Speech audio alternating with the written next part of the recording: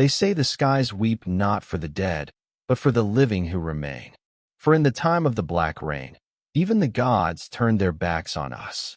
Last chant of the Cloud-Eater priestess long before the age of carved stone temples and warlike empires. There was a land where the jungle breathed with memory. Not the kind of memory held in books or scratched into walls, but the kind that lived in blood, bone, and storm. This was the age of the Skywood, a region so vast and verdant that it stretched beyond any map, ruled not by kings but by the rhythms of wind and rain. At its heart lived a people who did not name themselves in the tongue of men, but whom outsiders would come to fear and whisper of in trembling voices, the Black Rain tribe. But in those ancient days, before the world fell, they were simply the Araktun, which in their own tongue meant children of the pulse. They did not build cities. They grew their homes from living roots and sang trees into shapes only dreamers could imagine. Their shamans knew the voices of thunder, and their elders walked barefoot across the backs of cloud snakes and mountain fogs. They believed they had been chosen by the sky gods, not because they were strong, but because they listened. And so, they thrived in the high canopy, hunters of silence, dancers of wind. The Araktun lived by 3 sacred laws. Do not cut what still grows. Do not kill what still prays. Do not speak the name of the god that watches. No outsider ever understood the 3rd law. No outsider ever survived long enough to ask. Of gods and warnings, their gods were not idols.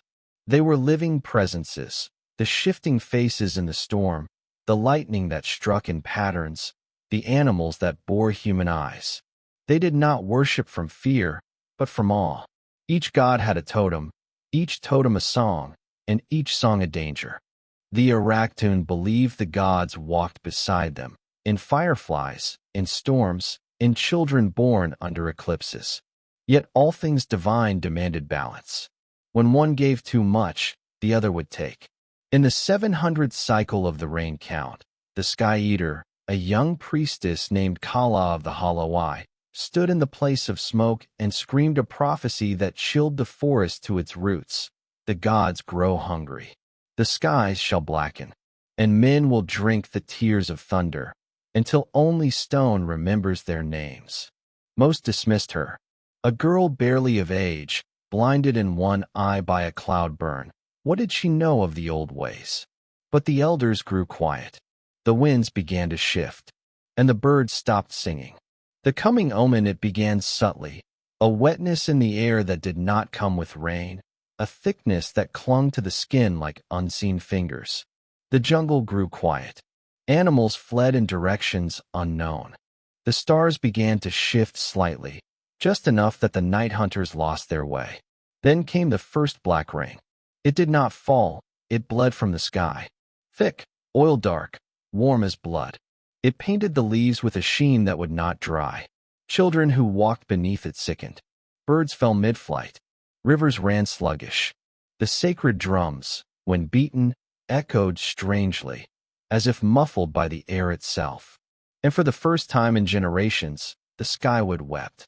The Araktun sent their fastest runners to the holy mountains to plead with the gods. None returned. Only the skins of their feet, torn and smoking, were found beside the sacred stones. The elders called for silence. The shamans began to carve warnings into the bones of animals and bury them in trees. And deep beneath the earth, in temples built not by hands but by dreams, something old began to awaken. The last feast of the pure sky. In desperation, the Araktun gathered for one final rite, the feast of the pure sky. They danced in silence beneath a sky that now shimmered with wrong color. Not night, not day, but something bruised and humming. It was during this ceremony that the final omen struck. A child born with no eyes, yet able to speak all the lost names of the gods in a voice not his own. Kala, now older and clad in bone and ink, fell to her knees and screamed only 2 words. It has begun. The gods do not kill with thunder. They kill with silence. Kala, the Sky Eater, when the storm came, it did not come from the horizon. It came from above, straight down like a falling sky. The clouds rolled like beasts in agony, folding and unfurling as if torn by invisible claws. No lightning flashed. No thunder roared. There was only a silence so deep it made the bones hum. And then came the shrieking black wind. Birds dropped from the sky mid-flight, already rotting. Trees began to split from within. The canopy, once the living skin of the world, curled inward and withered like burned paper. The Arakdoon had names for many types of storms. The laughing rain, gentle, playful. The knife rain, fast, sharp, and deadly. The ash wind, rare, sacred, from mountain gods. But this had no name. Kala wept, not from fear, but from memory. This was worn to us in the age of roots. We broke the silence. We spoke the forbidden name. The sin of the hollow flame in the time before memory. It was told that the gods created 3 tribes. The Arakdoon, keepers of wind the Verendai, keepers of stone the Seraphim, keepers of flame. Each tribe was given a gift. Each gift came with a warning. Do not seek the other's gift. But in the 5th cycle of the sky count, the Seraphim, drawn by curiosity and pride, stole wind songs from the Arakdoon. They built fires that could speak, flames that whispered secrets of the sky. They lit a beacon meant to reach the gods. It reached something else. The Seraphim vanished within a single generation. Some say their spirits were trapped in the rain itself, and that every time it falls black, it's their punishment dripping upon the living. The Arakdoon never spoke of them again. Until now, Kala declared, we are punished not for what we did, but for what our kin awakened. The dying of the wind over 7 days and 7 nights. The black rain fell unbroken. Children were born without breath. The jungle's heart, a place once said to glow with the memory of the world, turned cold and silent. The great beasts vanished. The singing trees cracked open. The bone trees of the ancestors began to bleed sap that smelled of rotting time. The tribe split. Some elders declared the end near and chose to merge into the root stones, offering their bodies to the deep vines. Others gathered hunters and tried to escape east toward the lands of the sun. None returned. Only one path remained, inward. Descent into the god-belly Kala led the survivors deep into the chasm of Yunta, a forbidden place said to be the belly of a sleeping god, where time unraveled and men heard their own deaths whispered before they died. It was here the last council was held. She carved the prophecy into the flesh of her own arms. When the sky no longer breathes, when the sun is swallowed whole, when the gods refuse our songs, only then shall the black rain end, and only with the sacrifice of the tribe. What did she mean? None dared ask. They followed, and as the chasm closed behind them, the storm above roared for the first time. But it was not thunder. It was laughter. You do not hear them because they are gone. You do not see them because they are watching. Inscription on the last hunters masked the chasm of Yunta was not made by nature. The Arakdoon believed it was where the first god fell, a wound in the world that never healed. It breathed like a dying beast, wet with heat and memory. Inside, the jungle was twisted. Trees grew downward. Shadows moved opposite their casters. And the air tasted of iron and ash. But the tribe had no choice. The storm above continued to rot the world. Rain turned to tar. The sun was no longer visible. Birds had gone blind. Rivers ran black, then stopped altogether. Kala led the survivors, now barely 100, into the chasm, through a tunnel older than time. The stone walls whispered, and the deeper they went, the more they forgot. Names, faces, songs. Only the pain remained. And the trees. Trees that remembered, they called them blood trees. Tall, bone-white trunks wrapped in red, barkless, leafless, yet alive. They pulsed slightly when touched. And when wounded, they did not bleed sap, they wept blood. The Arakdoon shamans placed their hands on the trunks. Visions came instantly, flames in the sky, gods without faces. A child standing alone in an ocean of ash, screaming a song only the dead could hear. Kala confirmed it. These are not trees. These are the dreams of the god who died here.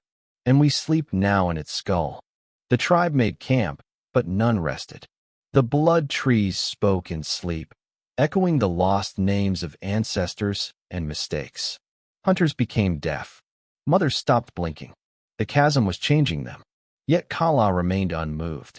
She carved a new symbol in the center of the chasm, a spiral of 6 curves, known as the breath of undoing. She whispered, "We have one last song left to sing, and it must be sung in the god's grave." The prayer without sound. One night, a boy named Oryuan, no more than 10 seasons old, wandered toward the deepest tree. He did not speak. He had not spoken since the black rain first touched his skin. As he touched the trunk, the blood tree screamed, not in voice, but in silence so complete it cracked the cave ceiling. Oryuan collapsed, his body steaming, his eyes turned entirely black. When Kala reached him, he held something in his small hand, a piece of bark shaped like a human ear, still warm. She lifted him, and in that moment, the blood trees bent slightly, not from wind, but in reverence. "He has heard the last word," she said. "The gods are watching again." The trial of the god's heart deeper still lay a chamber no living Araktuun had entered, the god's heart. A space pulsing with a strange red glow, as though alive. The stone was soft. It shifted when stepped on. The walls breathed. Kala entered first, with the spiral carved into her chest. Oryuan followed. No one else was allowed. They were gone 3 days. On the dawn of the 4th, the black rain stopped. For the first time in 37 nights, light returned.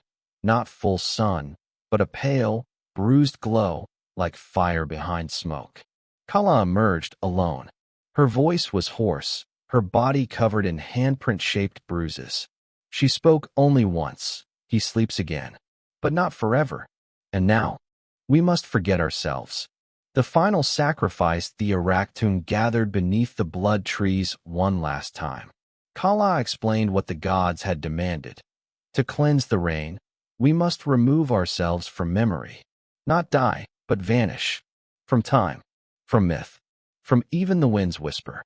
One by one, each Araktuun placed their hand on the central blood tree and sang their name. The tree absorbed their sound, and they disappeared, not in body, but from history itself. By the end, only Oryuan remained. And Kala, she looked at the boy. He looked at the sky. And then, without a word, he too vanished into the tree. Kala did not follow. She stayed. To remember. She was the last. When explorers stumbled into the Skywood centuries later, they found only a single white tree, with red roots shaped like weeping faces. No bodies. No bones. No stories. No memory. Only silence. They were not forgotten. They were buried in the memory of the earth. Fragment from the lost codex of the Cloudmouth scholar centuries past. The jungle healed, but not as it was before. The canopy grew thicker, darker. Rivers rerouted themselves. The birds returned, but their songs were slower, haunted.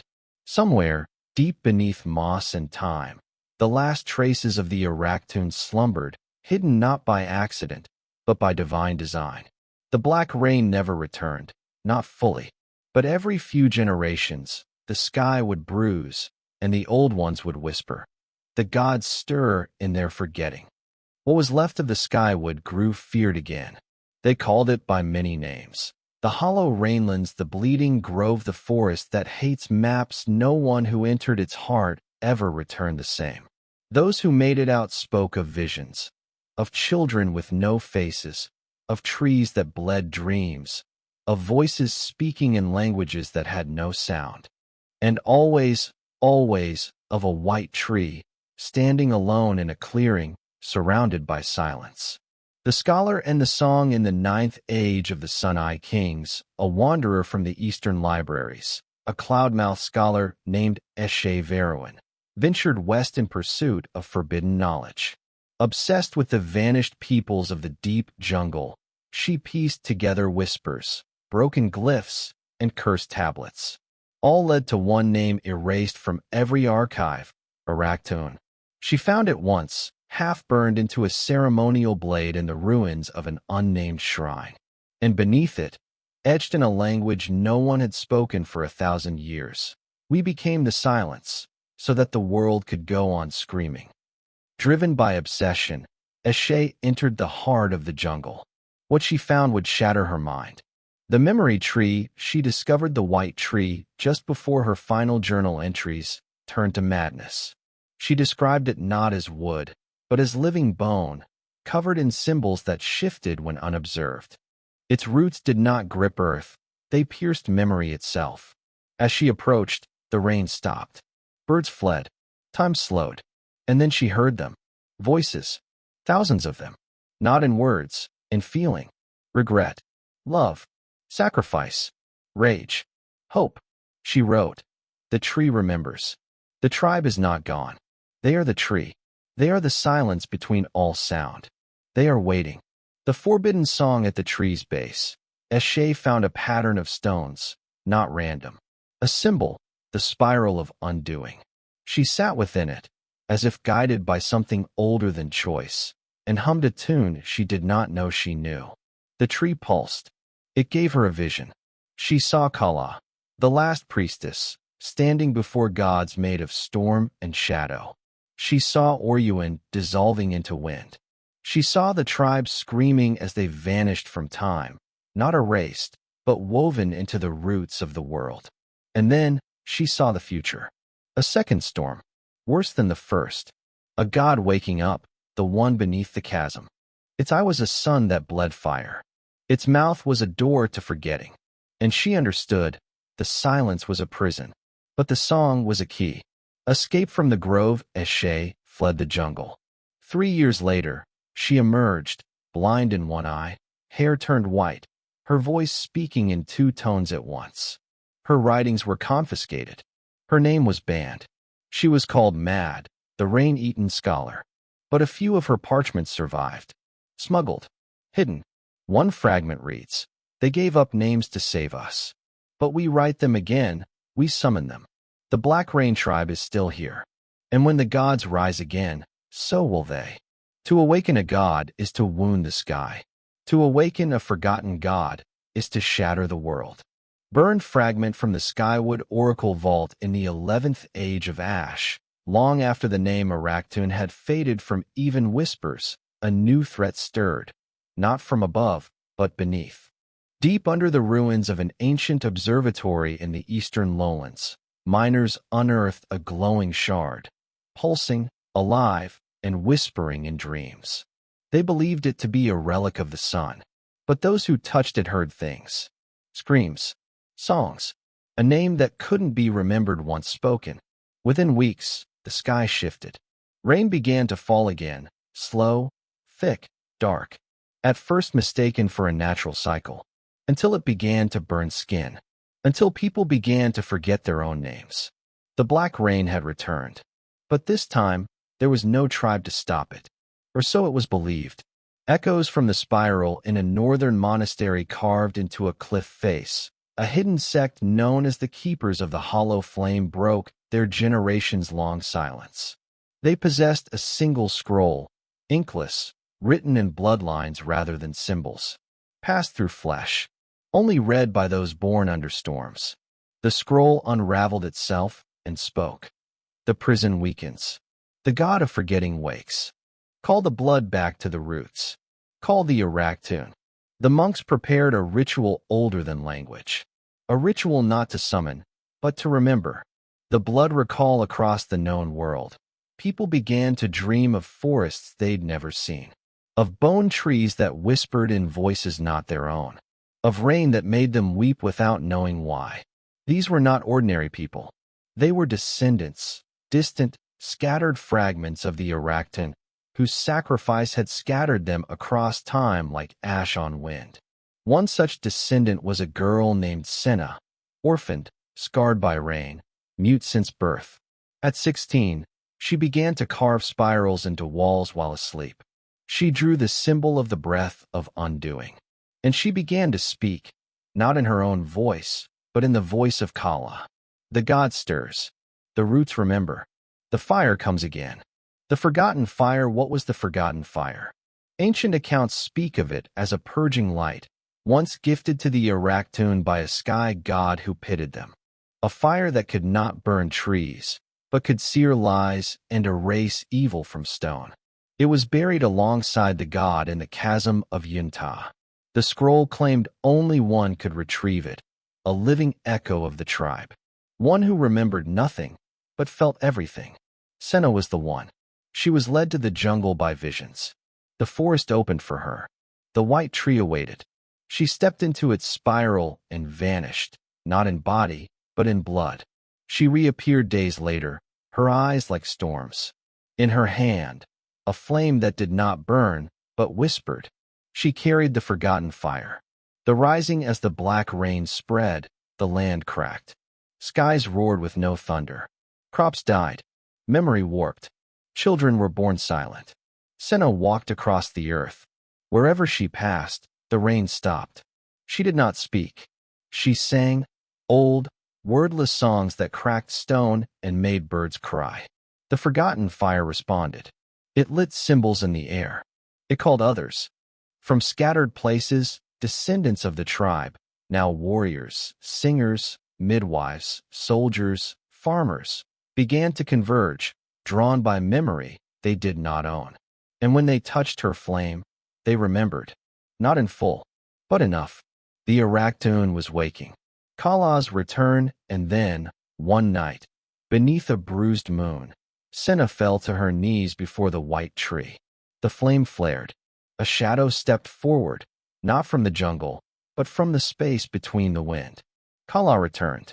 Not reborn, not alive, but remembered so completely, she stepped out of myth. She placed her hand on Senna's head. The silence ends.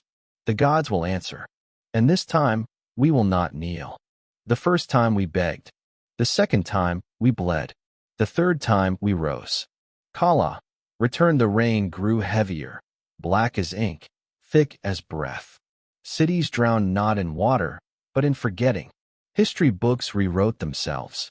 Maps lost detail. Statues melted into stone. Names slipped from memory like sand from broken fingers. Governments collapsed, not from war, but because no one could remember why they existed. They were no longer only Araktun. They were the Ashbearers. The war of names. The god beneath the chasm had a name. One spoken only in the wind, once a century, for fear it might wake. It was known simply as that which unwrites. Its body was not form, but concept, the unraveling of things that believe themselves permanent. Fire, stone, language, memory. And it was now rising, as the black rain was only its breath. To defeat it, the Ashbearers had to do the impossible. They had to speak its name. Loudly. Together. And without fear. But no single voice could hold it. It took the memory of an entire people. Kala stood at the heart of the storm. Senna raised the flame. The tribe encircled the white tree, now pulsing like a beating heart. Together, they sang the name of the god that unmade. Esrunkal. The sky split like torn skin. The rain screamed. And then, it descended. The god that unmade it had no face. No form. It was a hole in belief, a storm of unbeing, and wherever it passed, time dissolved. But the flame held. Senna stood in its path. Kala whispered in her ear, not words, but ancestral thunder. The tribe sang. The spiral turned. And the flame leapt upward, not to burn, but to reveal. They did not destroy the god. They named it, fully. And in naming, they bound it again, wrapped in flame and memory, sealed not in earth, but in story.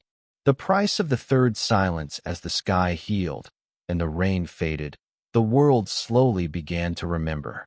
Names returned. Rivers flowed. Time stabilized. But the Ashbearers began to vanish. One by one. Not in death, but in sacrifice. They had become memory itself, the guardians of what must never be forgotten. Kala returned to the white tree. Senna followed. They entered the spiral one last time.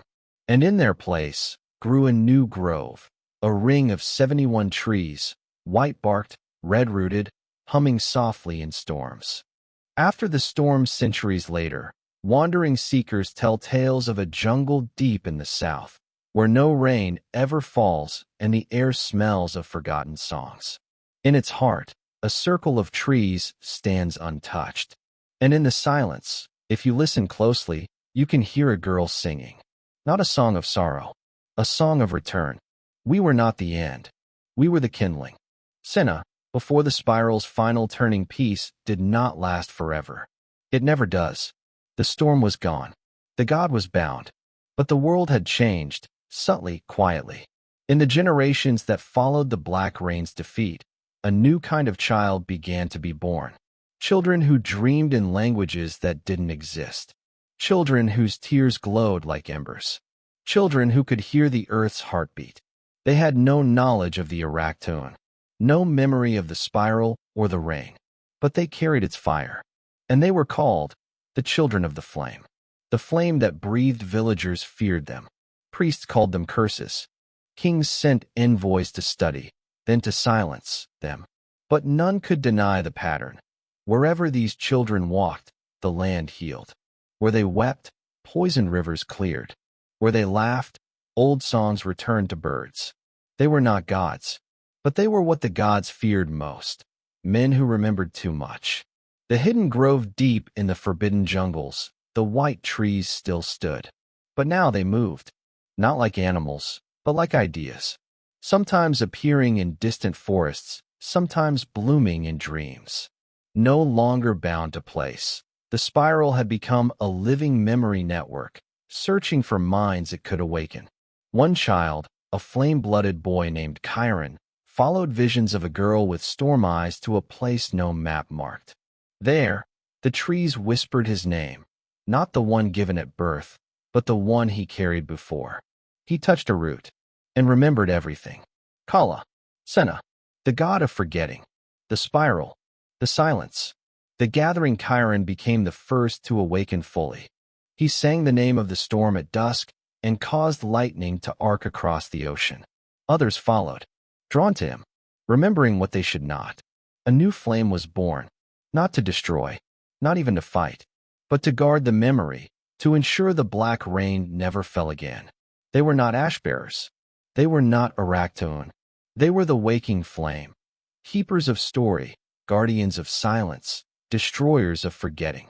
The broken sky returns, yet prophecy lingered. In the depths of the forgotten temples, carved beneath dust and root, an ancient warning remained unfinished. And on the last day of the quiet sun, when men no longer sing to the wind, the spiral will uncoil, and the sky will break once more. Unless the children remember. The spiral was never meant to stay sealed forever. It was a bandage, not a cure. The god beneath the chasm still stirs, though it sleeps in dreamless places. And it hungers for a world that forgets its protectors. The final song begins. The children of the flame prepare. They sing in hidden groves. They light fires in places that were once ash. They carry names like weapons. And deep in the roots of the earth, Senna sings with them. So does Kala, not as ghosts, but as living fire, reborn again and again through story. And they wait, not for the storm, but for the world to choose, to remember, or to be erased once more.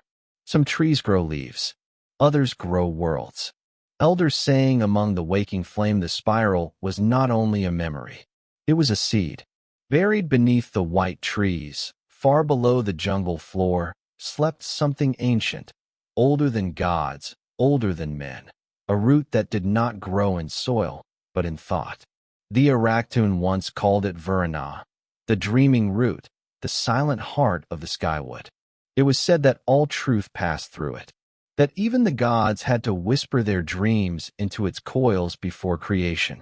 It was where fire learned to burn, where names were born before mouths could speak. And now it was stirring. The whisper beneath the earth, the children of the flame heard it first, in their sleep. Not words, not language, but urgency. Dreams turned to visions. A tree rising into the sky, its leaves made of burning ash. A girl made of thunder, screaming into the mouth of a broken god. The spiral unwinding like smoke, reaching across oceans. Some children woke with roots etched into their skin, patterns no tool had drawn. Others found they could no longer lie. A few stopped casting shadows altogether. The dreaming root had begun to reconnect. The flame-born pilgrimage Chiron and 6 others, each touched by different elements of the ancient flame, set out to find the core of the dreaming root. Each carried a fragment of the forgotten fire, housed in artifacts older than memory. A bone flute that sang to stars. A shard of obsidian that reflected only the past. A drop of eternal rain that never fell. A feather of wind that never blew. A scroll written in a language that erased itself after reading. And Senna's final tear, sealed in a crystal of silence. Together, they crossed landscapes warped by unremembering. Rivers that flowed upward, forests with no color, villages filled with people who couldn't remember their own faces. The farther they traveled, the less the world seemed real, as though memory itself had become thin. And then, they reached the hollow. The hollow world deep beneath the oldest tree. Far below the surface, they found the hollow world, a cavern so vast it seemed to contain stars. Floating islands of bark drifted through the air. Roots moved like sleeping serpents. Ancient carvings flickered on walls of living stone, then vanished when looked upon. There, at the center, stood a single root tower, spiraling endlessly down into the earth. Chiron placed his palm upon it. It pulsed once, and then the visions came. He saw the first god, alone, dreaming the world. He saw Kala writing herself out of time. He saw the ash-bearers burning themselves into the bones of the planet. He saw the god of forgetting, not dead, but changed. And then he saw himself, not as a boy, but as a fire, walking. The roots demand the dreaming root showed them a truth no one had wanted to believe. The storm would return. Not because the god had broken free, but because the world itself had grown tired of remembering. Men had stopped telling stories, stopped naming stars, stopped listening to the wind. The root could not hold the weight of silence alone. It whispered its demand. Give me 7 stories. One from each of you. One truth that must never be forgotten. Feed me memory, or the spiral will unravel. 7 stories, each child stepped forward. Each told a story of loss, of defiance, of love stronger than God's, of fire that chose mercy, of silence that protected, of sacrifice so complete it erased a name, of hope that did not need to win, only to burn long enough to be remembered. As the last story ended, the dreaming root glowed, bright, golden, furious. It split open, and inside, they saw a sleeping god. But this one was not made of forgetting. It was made of flame. A new god. This was the counterforce. The god that Kala had whispered into existence. Born not from fear, but from memory. Not worshipped, but kept alive through story. It opened its eyes. Not fire, not thunder, just a gaze that remembered everything. I am what comes after forgetting, it said. I am the fire that keeps the dark from winning. It looked at Chiron. The storm rises again. You know what must be done. And with that, the dreaming root closed, sealing the flame inside the 7, passing it into their bones. They emerged no longer as children, but as heralds of the remembering flame, and the sky above them began to turn black once more. There are silences that kill, and then there is the one that waits. Inscription on the last stone of the ash-bearers circle. The wind changed first. Not loud, but wrong. It blew in patterns no bird could follow. It curled through forests like a question no one dared ask. And then, without thunder, without warning, the 4th silence fell. When the sky forgot its name, this silence was not emptiness. It was anti-memory. No one heard it. They simply stopped being. Farms were found abandoned, animals standing still like statues. Entire villages turned to ash mid-song. Books turned blank. Mothers forgot their children. Even the rivers forgot how to flow. It was the undoing, not of matter, but of meaning. The black rain had returned. Not as storm, but as absence. The seven heralds, the seven, once children, now vessels of the dreaming flame, stood atop the skyward cliffs of Uarnal, where the white trees wept sap like blood. They had no armies, no gods at their back, only story. Chiron carried the name of Senna carved into a blade that could cut lies. Eru, daughter of stars, wore a robe stitched from her grandmother's dreams. Vale spoke the language of birds that never landed. Isha held a staff of wind that bent only to songs. Each was a living story, and the silence feared them, because silence cannot stand where stories are spoken. The last spiral in the sacred grove, the spiral reappeared, not carved, not planted, but drawn in fire across the sky. It spun faster than thought, and at its center hovered a single drop of black rain, frozen, defying gravity. It pulsed with each heartbeat of the silence, threatening to unravel the world. To stop it, the heralds had to do the unthinkable, speak the names that had been erased. The names of the god, of Kala, of the tribes who had fallen. The price of remembering Chiron spoke first, Senna's name, and her final prayer. He vanished in golden light, his voice echoing like thunder. Eru followed, naming the first tree that burned to protect the children of flame. She turned to starlight, leaving her robe behind. Vale spoke the names of the forgotten songs, and the silence recoiled. She smiled as the birds circled above her, and then she was gone. One by one, they gave themselves, until only Isha remained. She stood before the spiral, tears streaming down her cheeks, and spoke the final name, us. The spiral collapsed as the fire flared. The raindrop cracked. The silence screamed, not as sound, but as memory being forced to exist. And then, nothing. For a heartbeat, the world stood still. Then the wind returned. Rivers flowed. Songs filled the trees. The black rain was gone, and in its place, a single sapling, burning gently, silently growing in the center of the spiral's last resting place. Its roots hummed, its leaves whispered, and its trunk bore 7 names, etched not in words, but in the shape of flame. The age that followed, no one remembered the heralds' faces, but every child knew their stories. Every tribe sang their names in winter. Every storyteller left a space in their tale, a breath of silence, sacred and full. Because now they understood, to forget is to invite the dark. To remember is to be the light. When we vanish, we do not disappear. We become the voice that warns the next soul before the storm.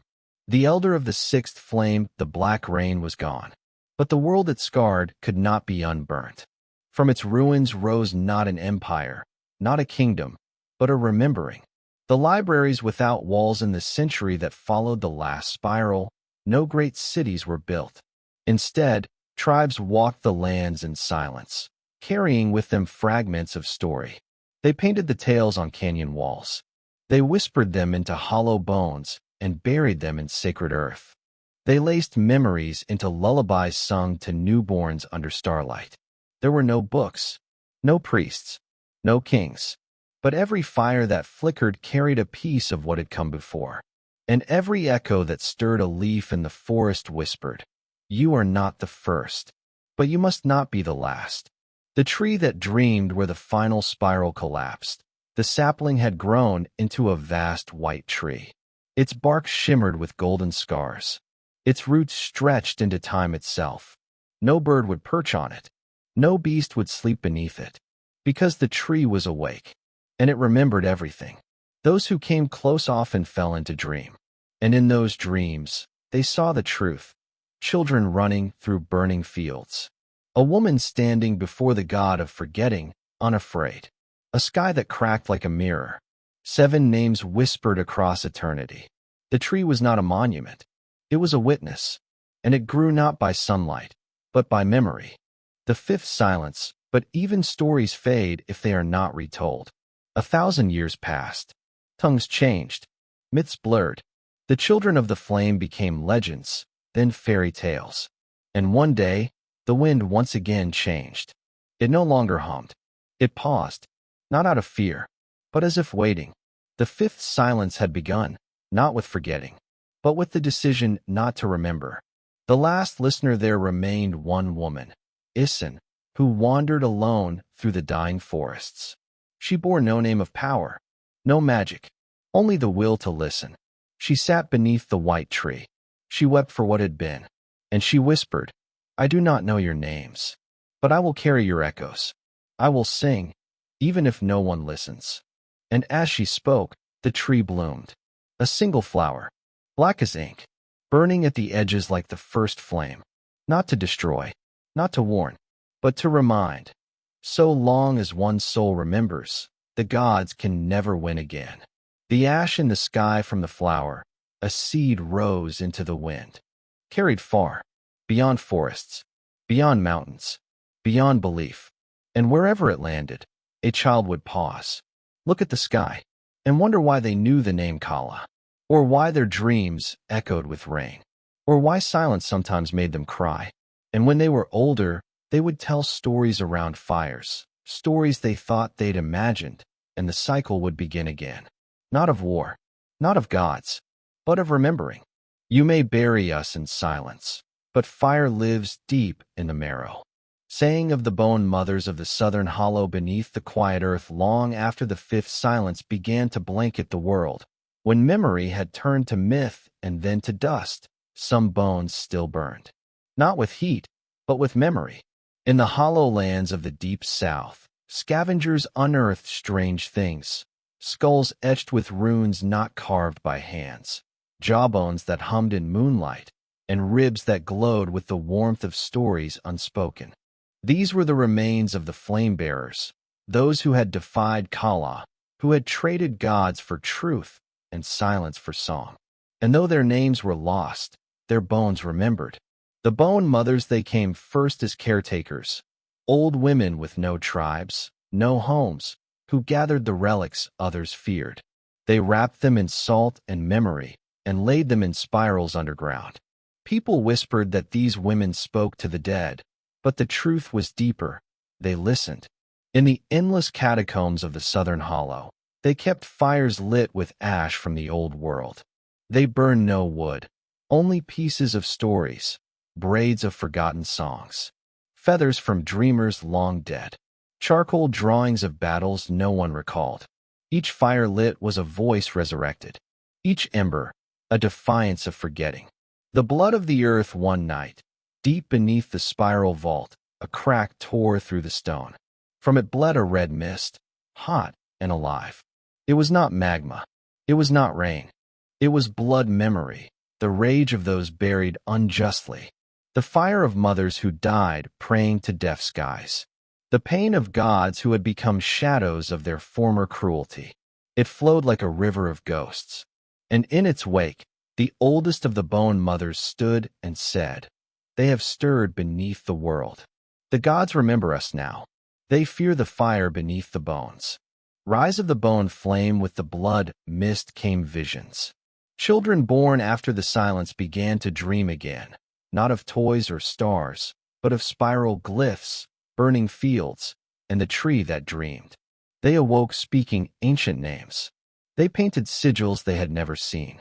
Some bled from their palms when holding soil. The bone mothers called them flamekind, descendants of the Black Rain tribe, carriers of broken truths.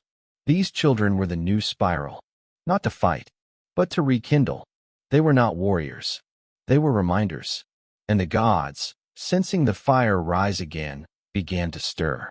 The quiet before the return storms gathered again on the edges of the world. The skies grew heavy, but no rain fell. Birds circled in spirals and disappeared. And one night, beneath the ash moon, a voice spoke across all dreamers. The flame you buried beneath the bones has begun to breathe. A god that forgets mercy becomes a shadow, and a shadow that forgets fear meets fire. Final oracle of the bone flame, the return the skies did not break. They opened, not with thunder, but with remorse. From beyond the veil of forgetting, something ancient stirred, a presence not seen since the spiral burned, since Kala was last named in truth. It was not Kala alone. It was the echo of every god who had turned away when men cried, every spirit who had demanded obedience without love, every celestial tyrant that mistook silence for reverence. They came not as light, but as shadow, and the shadow stretched across the world once more. The flamekind rise, but this time the world was no longer blind. The flamekind, the children born of buried memory, stood ready. They bore no swords. They carried no shields. They wore no crowns. But in their eyes danced the fire of 10,000 forgotten voices. A girl from the northern cliffs whispered Kala's true name backward, and stars flickered. A boy in the eastern dunes walked into shadow and returned with fire on his tongue. Twins born beneath the dreaming tree sang to the bones, and the earth rose. They did not destroy the gods. They refused them. And in that refusal, the gods cracked. The shattering on the 13th night of Black Moon silence. The sky shattered like obsidian glass. The last god, cloaked in sorrow, descended, not in wrath, but in doubt. For in the fires lit by the bone mothers, in the echoes carried by the spiral songs, in the memory that would not die, the gods saw themselves, not as creators, but as consequences. Kala, once the fire of heavens, now stood as a hollow ember, afraid of what it had become. The flamekind did not kneel. They did not rage. They simply lit a fire and invited the god to remember. And as Kala stepped into the flame, it whispered, "If I cannot be worshipped, let me at least be understood." And it burned. The last spiral. There were no temples built after that. No new gods rose. Only the spiral remained, not as a cult, but as a cycle. Every generation told the tale. Some changed the names. Some changed the endings. But always, at the center, burned the same truth. The gods were not our beginning. They were our test. And memory was our answer. Epilogue. Rain without gods. The rains returned. But this time, they were not black. They were clear, soft, and full of light. Children danced in them. Old ones blessed them. No one feared them. And deep in the hollow where the dreaming tree once stood, a final flower bloomed, black at its root, gold at its edge, and shaped like a flame. Thus ended the age of gods, and began the age of memory.